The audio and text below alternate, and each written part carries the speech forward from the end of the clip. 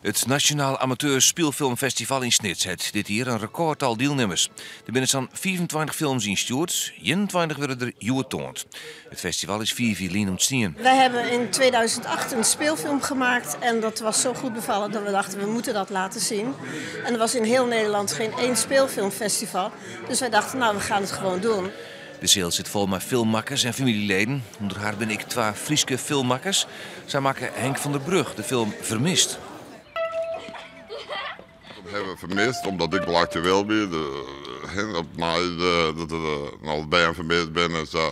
Dus toch daar en toen hebben we jong brainstormd. En toen ben we wel eens op dit verhaal gekomen. Wat? Jij hier? Hier was je vroeger ook altijd. Moeder moest je altijd zoeken. Wat bezielt je? Ik ben altijd buitengesloten door die rotkinderen. Ik mocht nooit meedoen. Het is een echte spannende film.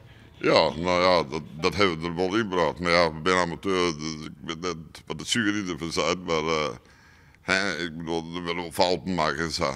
Ja, daar ben we net erg professioneel in. De toekomst van het festival is onwis. Ze krijgen geen subsidie meer van de gemeente. Voor Takamier is de organisatie dan ik op zoek naar sponsors. Dit hier hebben ze het uit de eigen bossen betalen. We hebben af en toe moeten wij wel eens eventjes voor iemand wat filmen. En dan krijgen we een kleine vergoeding voor, onkostenvergoeding. En die gaat naar de club. En op die manier hebben we het voor elkaar gekregen. En ja, nog wat reserve van de contributies. En ja, maar of het volgend jaar weer door kan gaan, dat weten we eigenlijk niet. En staat de Gets bij een echt filmfestival binnen er filmprijzen voor de beste cameraviering, het beste lood, de beste acteur, de beste actrice en de beste speelfilm.